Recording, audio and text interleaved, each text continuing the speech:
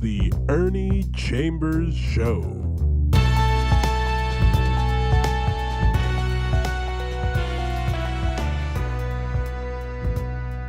Brothers and sisters, friends, enemies, and mentors. I'm going to do some reading today, and I lately have been doing that, but I have a reason. If I'm in an area or a subject matter where I have an opinion, that's one thing. But I want to show sometimes when I'm talking about the work that I've done that others have made statements, and I always document where those statements come from. So it's not only I, me, it's they, them also. So I'm going to start by reading an article, and they don't just come from one period of time, over a span of years. This is dated April of 2016. This paper is put out once a month, apparently, and it's put out by a group called Free Thought Today. And they work in the area of trying to keep the separation between church and state. This deals with an award that they gave me in 2015, and it's called the Emperor Has No Clothes Award. And that's because the little boy was the one who would say openly that the emperor has no clothes. Other people, because he was the emperor, they didn't want to offend him. They would act like, boy, he sure got some sharp duds on. But he actually had no clothes. And the little boy told him. So the headline for this story is Ernie Chambers, I Am What I Am. And this award, as I say, was given in 2015. Nebraska State Senator Ernie Chambers delivered a speech during, and they called themselves FERF, FFRF, Freedom from Religion. Their 30th annual convention on October 10th, 2015 at the Monona. Some of this print is very small in the introductory. It's a terrorist convention center in Madison, Wisconsin. He was introduced by co-president Annie Laurie Gaylor. Here she goes. I dare you to find anyone who embodies the spirit of the child in the Hans Christian Andersen fairy tale who tells it like it is better than Ernie Chambers. Senator Chambers is the longest serving state senator. Now this print is small, so I'm going to have to bring it a little closer. And if I stumble, it's not because I can't read well, it's because with these specs, I didn't see well. Anyway. Senator Ernie Chambers is the longest serving state senator in Nebraska, where he's known as a, quote, defender of the downtrodden, unquote, and a man of the people. As Rita Swan mentioned in her speech, Senator Ernie Chambers impressively ensured that Nebraska was the only state never to adopt a religious exemption for child neglect. What was happening was the Christian Science Monitor people, they call themselves Christian scientists, no medicine, no doctors, you just do it through faith or whatever they say they believe in. So when they would come before the legislature, I would always stop them. So then they brought their biggest gun. This guy, he was very impressive. He had on these professor-like glasses. And you know how people, when they want to impress you, they take off their glasses, they kind of call your attention to them. So he put them on. And I just asked him, are you of the opinion that people, when they have an ailment, they should not go to a doctor, but should take care of on faith alone, by faith alone? He said, yes. I said, well, am I mistaken, or are you wearing eyeglasses? And there was a silence, and the message got home.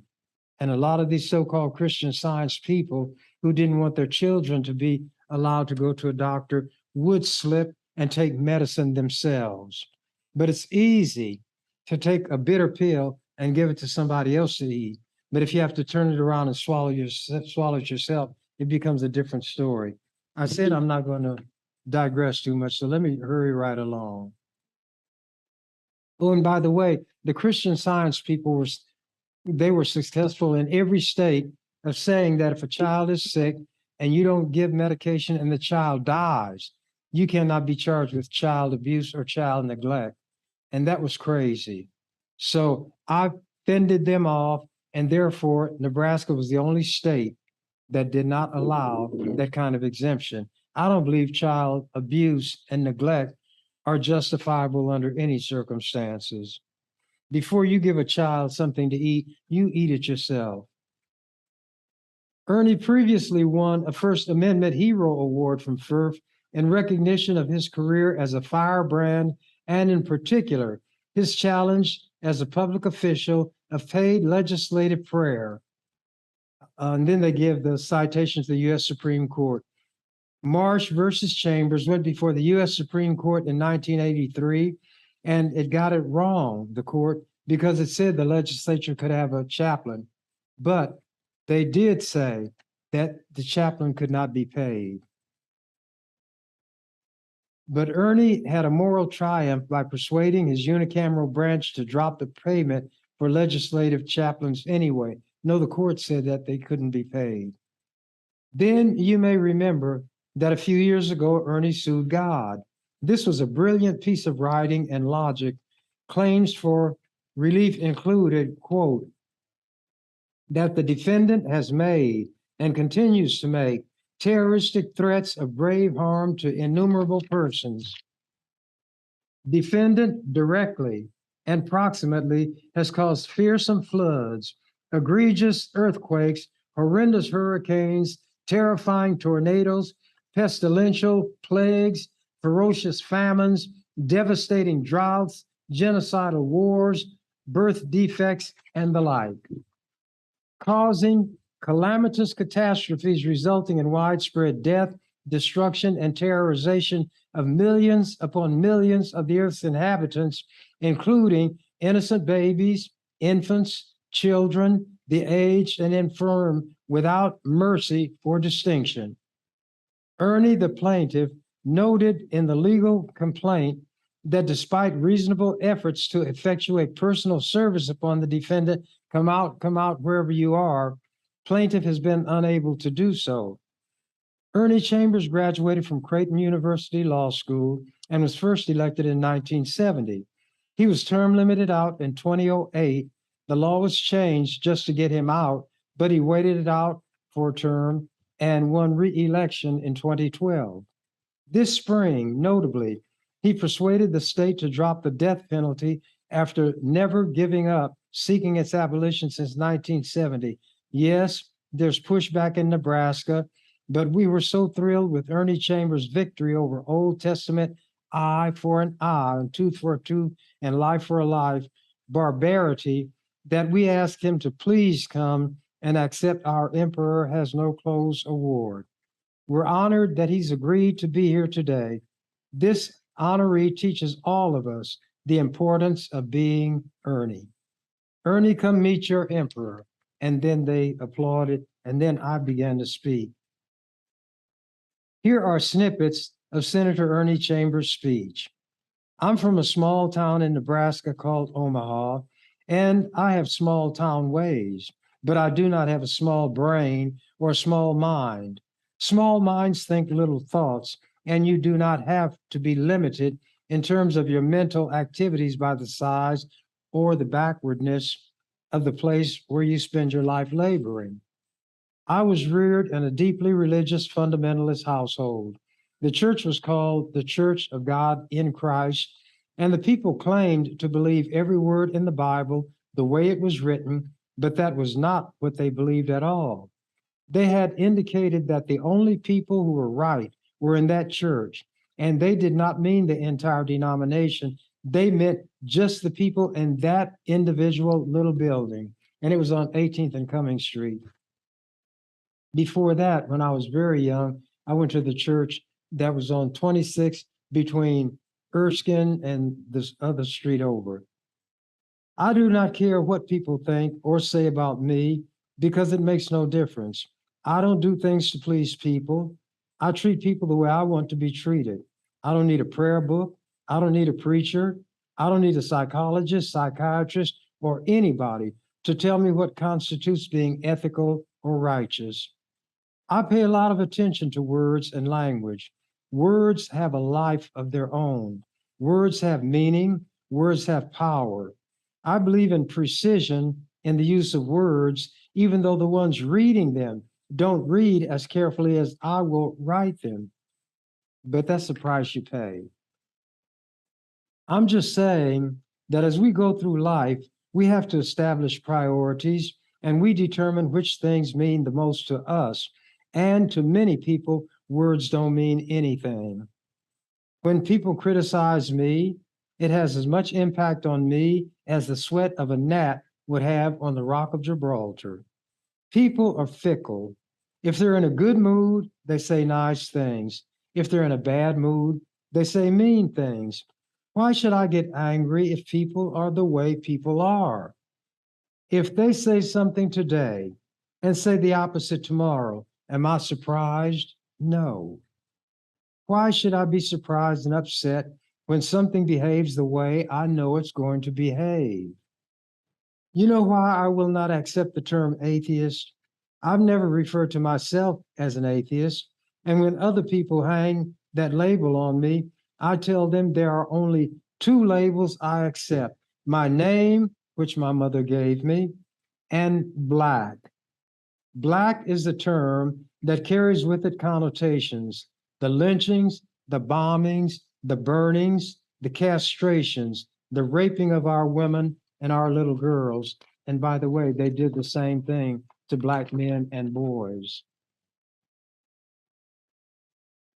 But as Black people, we are so accustomed to being defined and labeled by other people that I don't accept their labels. I don't need to, and you ought to think about it also.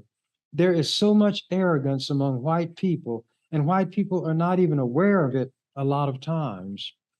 If people call you an atheist because you don't believe in a Christian God or Jewish God, are they atheists because they don't believe in the gods of the Romans, the Greeks, the Egyptians, the Etruscans, the Vikings?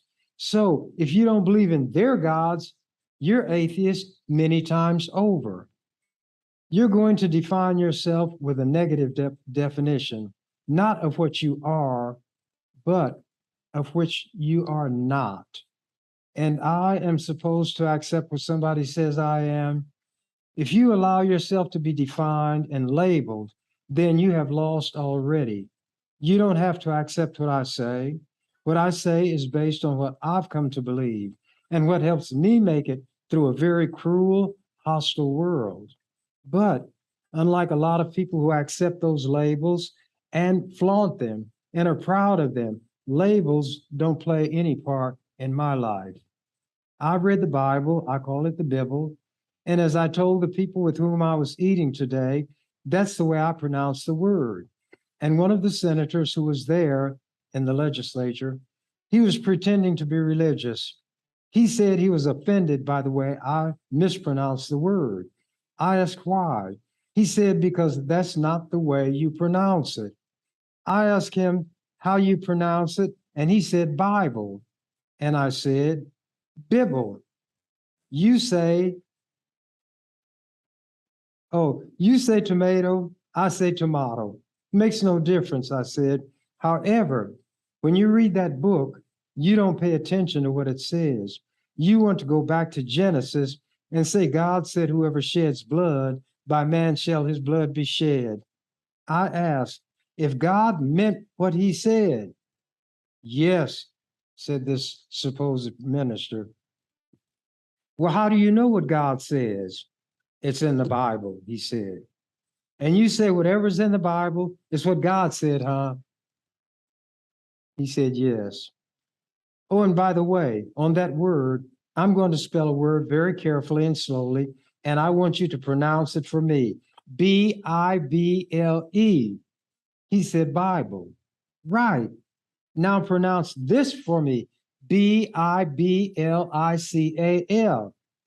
He said biblical. I said, there you go. You and I have come together. That's what your Bible says. Come, let us reason together. I'm not mad at you because you mispronounce it Bible, and you're going to be mad at me because I pronounce it correctly Bible. Excuse me. I pronounce it Bible. It's what it is to each of us. And however way you pronounce it, it does not change it at all. But if you believe that it does, then it shows that the world for you is what's in your head and not what is out there actually in the real world. So you are seeing things as you are, not as those things are. And because of that, you misunderstand a lot. I will not label nor let anybody label me. And yet people do it anyway. So if they want to say I'm an atheist and they're cultured, then I quote Shakespeare as you like it. If they're rough and tumble, work hard for a living, buy fast food, then I'll tell them, I'll give you what Burger King would say, have it your way. You saying it doesn't make it so. But if it makes you happy, then as you think in your heart, let it be unto you, but it means nothing to me. Now, I was the only Black person there, except for a young Black woman who worked for that organization. And I'm not intimidated by the number of people, by the badges or titles that they wear. I don't care if it's Chief Justice of the Supreme Court, Chief of Police, Captain or General in the Army. But don't get me wrong, when I was in the Army, I was such a good soldier. I'm going to bring a commendation that was written about me. When I was taking my advanced basic at Fort Ord, California, I had a commanding officer. He was a regular Army officer and he'd been through combat, and he wrote this commendation that I didn't know he was going to write it, but I'm not going to say it all. He started by saying what a good soldier, not senator, but Ernie Chambers is. When this young man came to us, and then he went on to elaborate, and if I remember, I'm going to bring it and read it to you. And you'll have to take my word for it that I'm actually reading what was actually written. But let me continue. And I'm scurrying and scampering right along.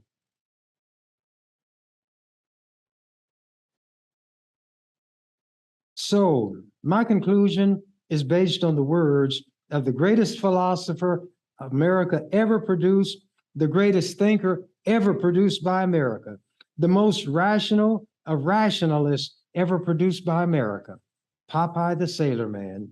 And they laughed. And here's what Popeye gave me.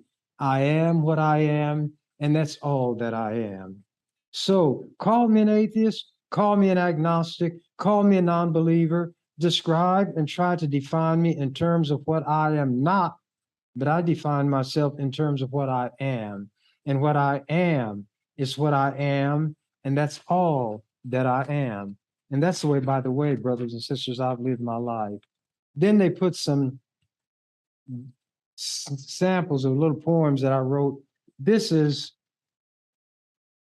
it's called Mortician's National Anthem. And it's, if you're going to sing it, it'd be sung to the tune of, these are a few of my favorite things. Now, I can't sing. They call me the burglar of music because I break into song. I might try to sing it. I was given a commission by a mortician to write a national anthem for those who do plant them, sung to the tune of my favorite things. Corpses, condolences, flowers, a coffin, black curtain hearse that they carry you off in, tombstones and epitaphs with verbal slings. These are a few of our favorite things. Remember, this is Morticians, their national anthem.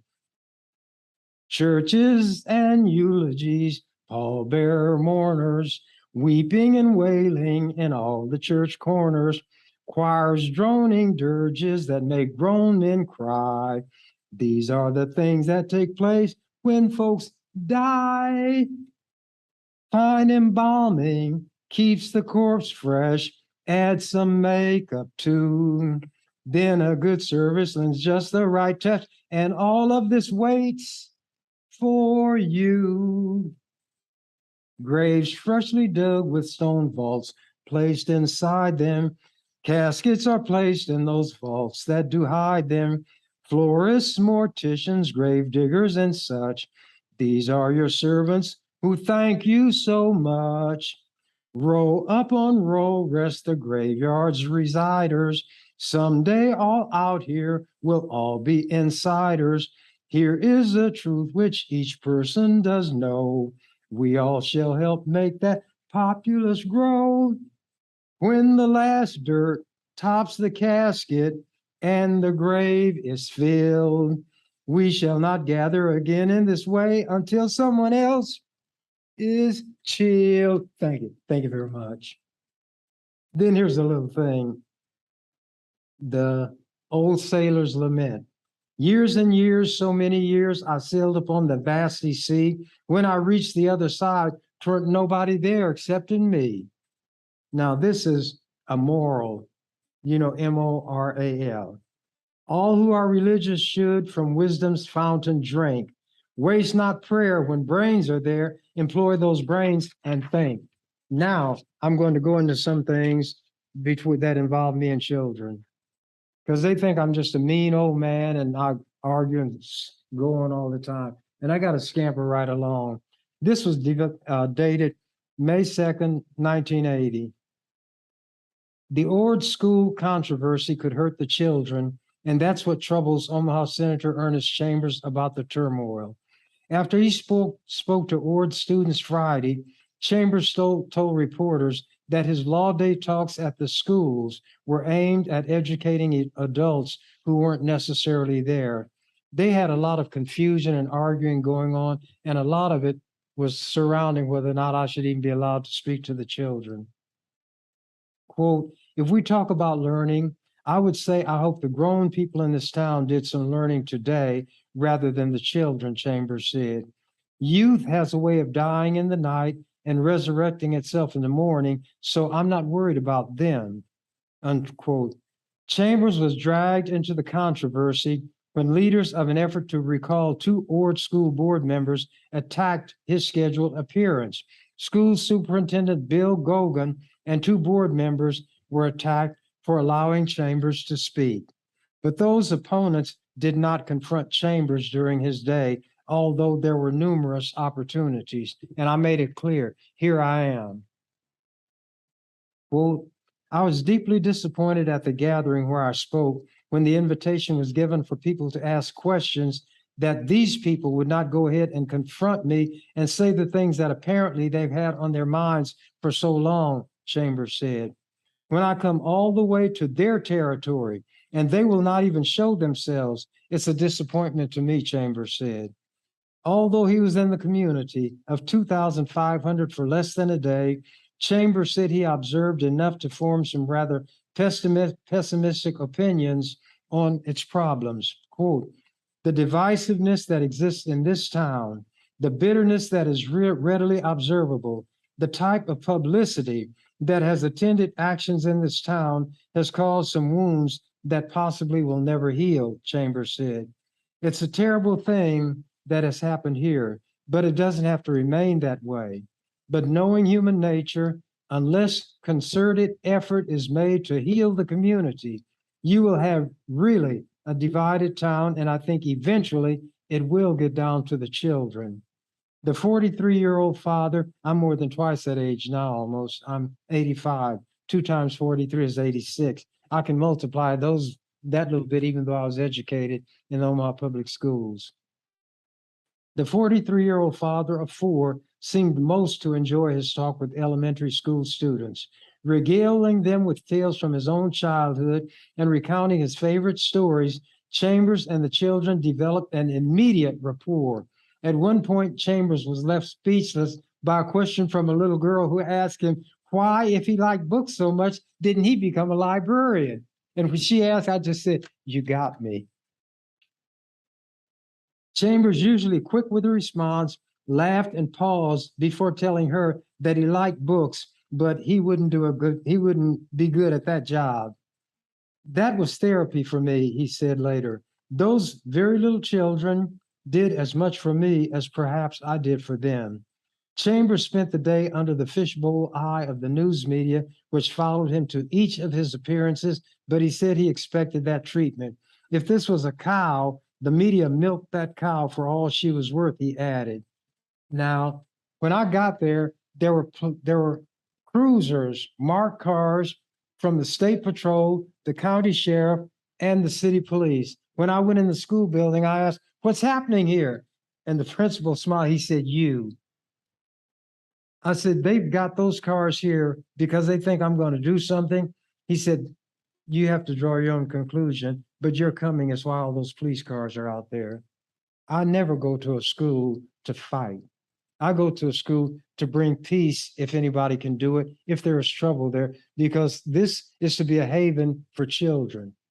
They're to learn things about life, about living, how to treat other people, to have self-respect, believe that you are worth something and that you are somebody. That's what we as adults should be giving to our children, and they would make a better world than the one we're giving to them.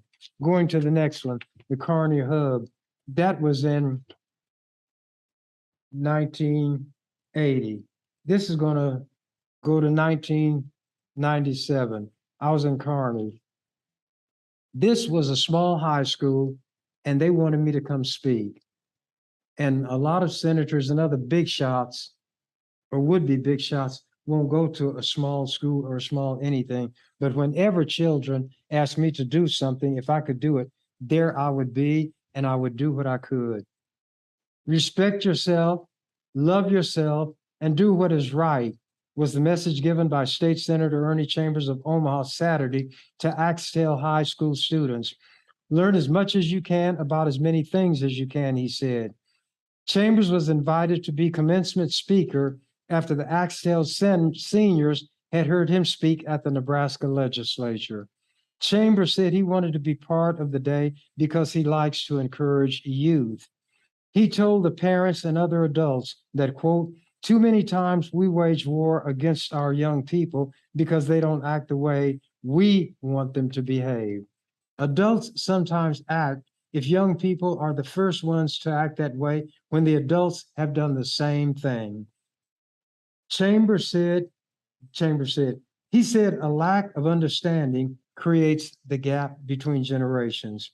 Chambers said he never lied to his four now grown children or frightened them. Quote, "If you frighten them, they will behave only as long as they are frightened," unquote. He said it's more important to teach them to be thinkers and do things because it's right. Brain power wins over muscle power every time. That's why the ox pulls a plow and the weak man is behind the plow moving the ox, if the man's got any intelligence. Make a point.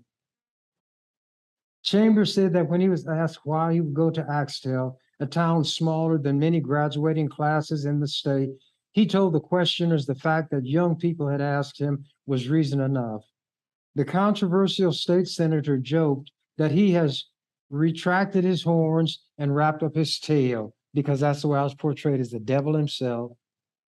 Quote, "Some people see me as the devil," he said. "They only know what they've been told. I'm never disturbed by what others think. I do what I think is right. I know I'm not going to be here forever." Chambers said that because we don't know when death will surprise us, we should be doing what is right all the time so that we are doing what is right when we are surprised and must die. He told parents they cannot protect their children from the things of life, so the best they can do is tell their children about what's out there and prepare them to cope with it. Now, these students, after I had left, wrote a letter to me. "Dear Senator Chambers, the class of 1997 at Axtell High School wishes to express its most sincere thanks for your participation in our graduation ceremony. Your speech was filled with wisdom and insight that we will all remember for the rest of our lives. We couldn't have hoped for a better send-off. We also wish to thank you for making the trip to Axtell on such short notice. We had not originally planned to have a speaker at all at our graduation. mainly because we could think of no one that would be an inspiration to us and a representative to others around us, a representative of our class and what we stand for. However, our trip to the Capitol on Christensen's Day changed our minds. We listened to you speak, and we knew we had found our speaker. Brothers and sisters, friends, enemies, and neutrals, words have power. We listened to you speak, and we knew we had found our speaker. So many of the thoughts and ideas you expressed in your speeches were reflective of our class. You seemed to understand us, our values, our temptations, our qualities, and our shortcomings. We knew you were the one that would represent us to our community. I've got to come to their community and represent their children to the community where they live. That's the highest compliment they can pay me, but it's regrettable that it had to be that way. You would represent us to our community, and that you would send out a message that would touch each and every person in the building. You did. Thank you. I hope you found gratification in us, and we wish you the best of luck in the future. And then the class all signed the letter. If anybody could make me emotional, it would be the children. But I'm not going to get emotional just reading. I went to a third grade class at Lothrop School, and this is 2020. I mean, 2000. The teacher's name was Miss Myers, and she wanted me to come speak to her class. And after I spoke, she wrote me a letter and thanked me and said how it moved the kids. So I wrote this poem, and this is what I put. Dear class, I wrote this poem just for you. It deals with accepting people who may be different from us. Following the poem is my thought about a peacemaker. Differences. When the sun shines very hot, it makes the earth so dry, we can hardly find a spot that's cool, but yet we try. Trees grow tall with leaves of green as greenest jade. Trees like this we all have seen, and how we love their shade. Sitting underneath a tree and looking at the sky, many kinds of birds we see. Some perch and others fly. Some are red and some are blue, and some are gray or brown. Birds are many shades and hues, like people in our town. Although birds don't look the same, they seem to get along. Each may have a different name and sing a different song. Maybe if we study birds, they'll teach us what to do. Instead of saying hateful words, we'll sing and say, I love you. And then my final comment. A peacemaker is a mother who is kind, caring, and wise enough to teach brothers and sisters to live together in harmony in the same house. My favorite peacemaker is my mother. Sincerely, Ernie Chambers. Now, this, I'm scurrying right along, is very interesting because the ones that I spoke to were given the opportunity to choose anybody they wanted to. This occurred in Lincoln. Senator talks citizenship with Girl Scouts. All of them were white. The firebrand of the legislature cooled down to help them earn model citizen badges. This appeared in the Lincoln Journal-Star, May 18th, 2004. Ernie Chambers is the firebrand of the Nebraska legislature. After 34 years there, he is familiar with the most arcane legislative rules. He spends every working day, even when the legislature is not in session, in the Nebraska Capitol, dedicated to his job as defender of the downtrodden. See, these people know the kind of work that I did. These reporters knew, but there were things they couldn't get into the paper because the editors had a certain image they wanted to project of me. Continuing. But on Monday evening, I would stay down at the legislature in the evening, sometimes at night, to talk to certain groups. But on Monday evening, when he talked to the Junior Girl Scouts of Homestead Council's Troop 464 about citizenship, he handled them with so much aplomb and gentleness, it seemed as though he had taught elementary school for decades. Chambers spoke to the girls during their weekly meeting in the cafeteria of Belmont Elementary School to help them meet one of the requirements of the Model Citizen Badge. He explained why senators wrote laws. He talked about crime and punishment. He spoke about the importance of respecting the viewpoints of others. Quote, whenever people judge others unfairly, they treat them unfairly, Chambers said. And life is not fair, he said. As women, they will experience discrimination, he said. Quote, that does not mean we let it kick us in the rump, Chambers said. We just fight harder, unquote. He told the girls they should follow always their conscience, no matter what others say. Quote, sometimes it takes that one person who acts on what he or she believes to change the world, Chambers said. That's how I operate. When it came time for the 12 girls of Troop 464, see, I didn't need large crowds, ever. You could tell me there were 2 children or there was a child, and here I would come if it was at all possible. Continuing this article, when it came time for the 12 girls of Troop 464 to ask questions, he looked intently at each speaker with a gentle smile. He answered every question completely, no matter how odd an adult might think the question to be. Anna Brazier, mother of 10-year-old Scout Cassidy Brazier, said she had asked Chambers to speak to the girls. When asked which legislator they wanted to meet, Chambers seemed to be the only name that came up. The talk was supposed to last 15 minutes. It lasted 40. Quote, I see all children as if they were my own, and that makes it easy to talk to them, he said. Chambers said he considered it important to talk to children because they absorb the messages adults send them, but along with that comes a responsibility. Quote, we should be careful and watchful of whatever we tell them, he said. We should never mislead them. And now I'm getting down to the end. Over here, some with students of a little greater age acted. This was April 29th, 2000. Speech team at UNL, University of Nebraska, Lincoln, FETS, F-E-T-E-S, that means, gives an honor, Senator Chambers. During its 100th anniversary, the speech team at the University of Nebraska, Lincoln, has chosen to honor one of the state's most talkative and controversial men, State Senator Ernie Chambers of Omaha. Chambers has been named Speaker of the Year by the UNL Forensics team.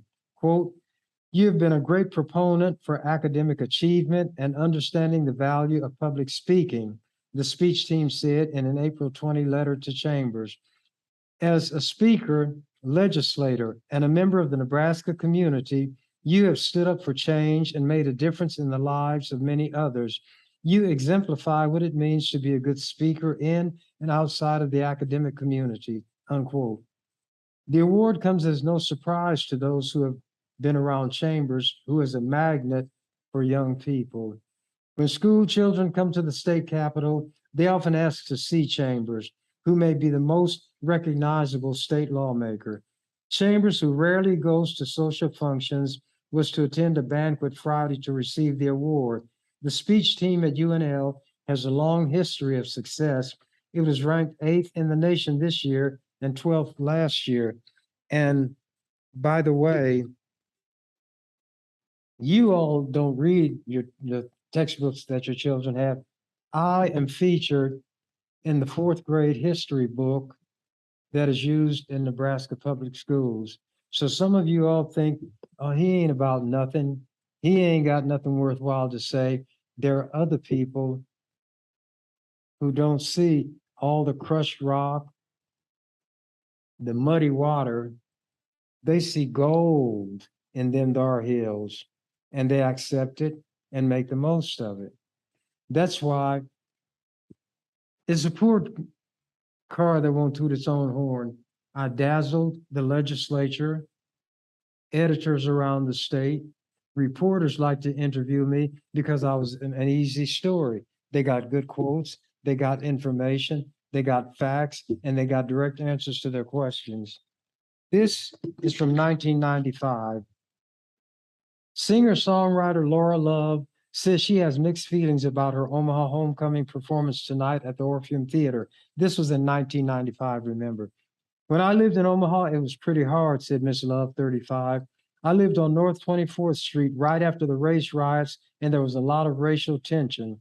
Miss Love was born in Omaha in 1960. She is the daughter of Omaha and Preston Love, a jazz saxophonist who has played with the bands of such names as Johnny Otis and Count Basie. Quote, "It will be nice to go back and see Omaha again and see how the city has grown. It will be nice to come back and see what we all have learned about living together and working together," unquote, Miss Love said from her home in Seattle. Miss Love, who later moved to Lincoln with her mother, Winfred Jones, said she mostly remembers the rough times she experienced as a child growing up in North Omaha. I come up in a lot of conversations. She said being light-skinned prompted taunts from other children in the neighborhood. I knew that if I could run from Sacred Heart, a Catholic school, to Ernie Chambers' barbershop, he would give me a place to hide, she said. He was so sweet to me. He would always be like, "Come on in here." And there were bullet holes in his walls from where he had been shot at during the riots. He'd give me a lollipop and stuff. I just thought the world of him, unquote. In his long career, Miss Love's father, Preston Sr., has played with the Temptations, the famed vocal quintet that headlines tonight's Orpheum show. And by the way, just by coincidence, they're coming to Nebraska soon. Not the originals, most of them are dead. He said he will be in Denver performing there. Miss Love, who will open the Temptations show with her four-piece band at 7:30 p.m., has gained notice as a musician for her blend of world beat, Celtic, they say Celtic, flavored folk and pop. In 1994, Billboard magazine selected Miss Love as one of the year's top 10 unsigned acts. Recently, Miss Love performed at the Newport Folk Festival in Newport, Rhode Island. Her latest island, quote, "The Laura Love Collection," unquote, has stirred interest among major record labels in signing her to a recording contract. Miss Love said that although violence and racism cloud her memories of Omaha, she still calls the city home. Quote, "I have many fond memories of Nebraska," she said. "I love the lay of the land. I love the storms. I love the snow. I love the summers there. I loved everything about it, the simplicity of it, and I'm certainly excited to play with the Temptations." And here's the article about the performance. Temptations, Miss Love, wow crowd. Love conquered. The Temptations were loved, and the house rocked to a steady groove Tuesday night at the Orpheum Theater. In a stirringly bold Omaha homecoming performance, singer-songwriter Laura Love launched into her 40-minute opening set with an a cappella rendition of Amazing Grace. A cappella is a Latin term that means without accompaniment. A means without or no, and cappella, accompaniment. When you hear a cappella, that means there's going to be no musical accompaniment, just a little nugget along the way. Miss Love's rich, buttery vocals were pure sweetness as they poured into the audience of 1,991. In Omaha, that's a lot of people. When Miss Love, who also played bass, and her band turned on the music, the crowd began to clap and cheer. From there, the Omaha-born Miss Love, daughter of Omaha saxophone player Preston Love, took the audience down a road of Celtic-flavored folk pop and world beats, which she calls Afro-Celt. They spell C-E-L-T. Some people Celt. And it's something about the Boston Celtics. The Boston Celtic basketball team, there's not a Celt among them. They're all Africans. But let me go on.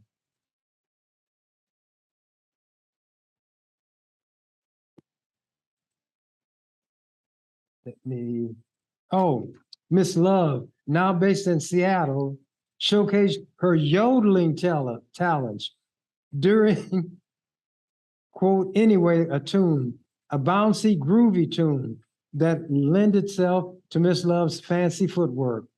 During a Ha Me a Riddle one day, Miss Love's braided hair flung in the air as she and her band, including skilled acoustic and National Steel guitar player Rod Cook, moved to the beat. The Temptations, who opened with the group's first hit, The Way You Do the Things You Do, got the crowd out of their seats and bopping before going into I Wish It Would Rain, a hit from 1968. Blue sky, sunshine, please go away. Girl found another and gone away. With her went my future. My life is filled with gloom. So day after day, I stay locked up in my room. I know to you, it might sound strange, but I wish it would rain. I wish that it would rain. That was quite a song. Then I don't remember it all, but all day long. Anyway, he wants to go outside, but he can't. But he wish it would rain because raindrops would hide the teardrops, and no one would ever know that he's crying, and on. I don't want to kill the song. Let me go on. Although the current group has only one original member of the Temptations' 1960 lineup, tenor Otis Williams, the 1995 version of Emperors of Soul can still put on a sweet show. Eddie Kendricks was one with the high voice. Dressed in matching black tuxedos, the Temptations, also featuring baritone Theo Peoples, tenor Ollie Woodson, and tenor Ron Tyson, offered stylish choreograph and smooth harmonies throughout the night. A number one hit from 1971, Just My Imagination, Running Away with Me, had the Temps fans screaming with delight, mixing classic gospel, R&B, funk, and soul. The Temps flaunted their polished arrangements with skillfully melodic vocal chops. The Motown men, backed by a local bass section and their own five-piece band, slowed it down with their rendition of I Will Always Love You, a hit ballad for Whitney Houston in 1992. And poor Whitney, who sang that learning to love yourself is the greatest love of all, did not love herself enough to not get involved with that dope dealing fool, and she wound up dying in the bathtub, they think probably from suicide. So she gave good advice. Learning to love yourself is the greatest gift of all, but she didn't learn the lesson that she was teaching. And that reminds me of a Bible verse when a taunt was hailed to Jesus, physician, heal thyself. Anyway, while the Temps, oh, I read that. Oh, I'll just go ahead and read the whole paragraph. While the Temps no doubt can still evoke passion, it was during songs like I Will Always Love You. You know, I will always love you. Just showing you, I don't have singing chops, but I like pork chops. And Some Enchanted Evening, a Broadway number from South Pacific that the vocal group strayed out of their range. Nevertheless, Tuesday's crowd couldn't get enough of the Temps, especially during the group's mega hit, My Girl. Now, this is the last item I'm going to read. This is from 2017. And I put together what I call an album. It's a picture book of all the photographs of little children that people have sent me, from babies on up to some people in college. And this was on the cover of it. This is a sort of photo album which illustrates that, quote, in my universe, children are the center. Grown-ups may peek in, but may not enter. Then this was an article in the Lincoln Journal-Star, April 16th of 2013. Chambers is legislative rock star. The Omaha senator came down the stairs, headed for his office during the lunch recess, and ran headlong into a clump of young admirers.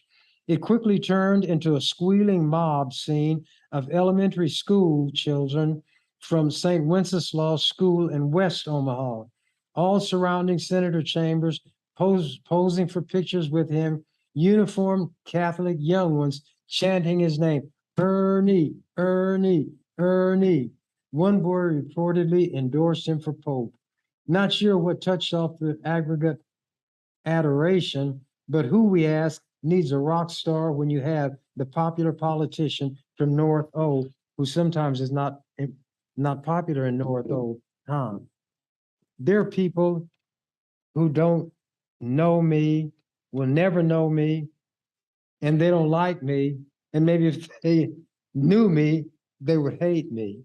But what other people think does not determine what I am, nor does it determine what I do.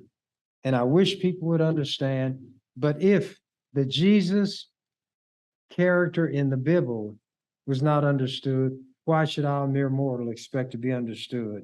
And here's a verse that I put on the cover of this, and I could quote it, but I'm going to read it. Matthew, the 18th chapter, the 6th verse. But whoso shall offend one of these little ones which believe in me, it would be better for him that a millstone were hanged about his neck and that he were drowned in the depth of the sea. And to that I say, amen, brother. And quote the canary who heard that the door to his cage was ajar, I'm out of here. Thank you for watching The Ernie Chambers Show. If you'd like to make suggestions, email us at ewcfacts@gmail.com. That's ewcfacts@gmail.com. This has been an EWC Communication production.